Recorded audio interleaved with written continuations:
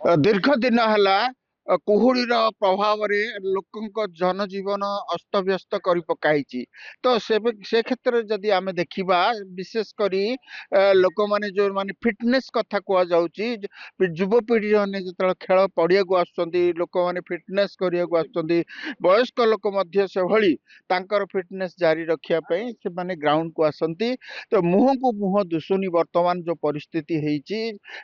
ବର୍ତ୍ତମାନ 8:30 ହେଇସାରିଲାଣି, ତଥାପି ସୂର୍ଯ୍ୟ କିରଣ ଭୂଇଁକୁ ଛୁଇଁନି। ତ ଏ କ୍ଷେତ୍ରରେ କଣ କହିବା ଆମେ, ଯେ ଆମ ପାଖରେ ଅଛନ୍ତି କିଛି ବ୍ୟକ୍ତି ବିଶେଷ, ସେମାନେ ଆସିଛନ୍ତି ଗ୍ରାଉଣ୍ଡକୁ।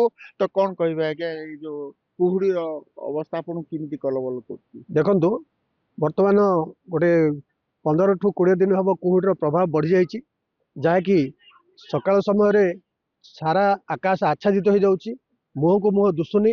ବର୍ତ୍ତମାନ ଆମେ ଏଇ ଯୋଉ ଗ୍ରାଉଣ୍ଡରେ ଅଛୁ, ପ୍ରାୟତଃ 10 ବର୍ଷ ହେଲା ଏଠି ଆସି ଆମେ ଅଭ୍ୟାସ କରୁଛୁ ଫିଟନେସ୍ ପାଇଁ, କିନ୍ତୁ ଏବେ ବହୁତ ଅସୁବିଧାର ସମ୍ମୁଖୀନ ହଉଛି।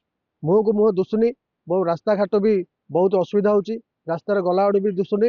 ତେଣୁ ଆମର ଏଠି ଯୋଉ ମର୍ଣ୍ଣିଂ ୱାର୍କ କରୁଛନ୍ତି ପିଲାମାନେ, ବା କ୍ରିକେଟ ଖେଳୁଛନ୍ତି, ବା ଭଲି ଖେଳୁଛନ୍ତି, ବା ବ୍ୟାଡମିଣ୍ଟନ ଖେଳୁଛନ୍ତି, ସେମାନେ ବହୁତ ଅସୁବିଧାର ସମ୍ମୁଖୀନ ହେଉଛନ୍ତି।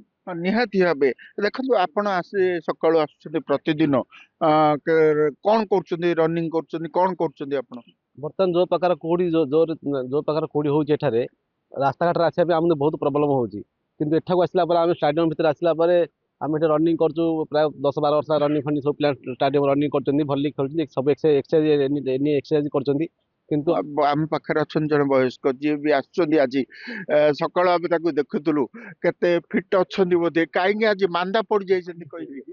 ଆଜ୍ଞା, ମାନ୍ଦା ବେଲେ ଦେଖୁଛନ୍ତି ତ, ପ୍ରବଳ କୁହୁଡି ଯେ କୁହୁଡି, ଗାଡି ଚଲେଇ ହଉନି, କି ଧାଇଁ ହଉନି, କିଛି କରି ହଉନି। ଆଉ ବେଶୀ ଏ କୁହୁଡି ଯୋଗୁ ତ ଆମେ ପ୍ରାୟ ଆଉ ଏ ଷ୍ଟାଡିୟମ ଆଉ ଦିଶୁନି, ହେଲେ କିଏ ଆସିଛି କଣ କହୁଛି ବୋଲି। ଆଉ ଯଦି ଆ ପାଇଁ କିଛି ପଦକ୍ଷେପ ହୁଅନ୍ତା ତାହେଲେ ଭଲ ହେଇଥାନ୍ତା ଟିକେ ଆଉ।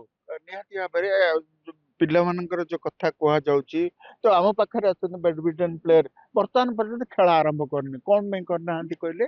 ବହୁତ ପରିମାଣରେ ଏଠି କୁହୁଡି ହଉଛି। ଆମେ ବି ଆସିବୁ ସକାଳେ ଏଠି ରନିଂ କଲୁ, ଦେନ୍ ଆମେ ଖେଳିବାକୁ ଦେଖିଲୁ, ବହୁତ କୁହୁଡି ହଉଛି, ଖେଳି ବି ହଉନି ପବନ ଯୋଗୁ।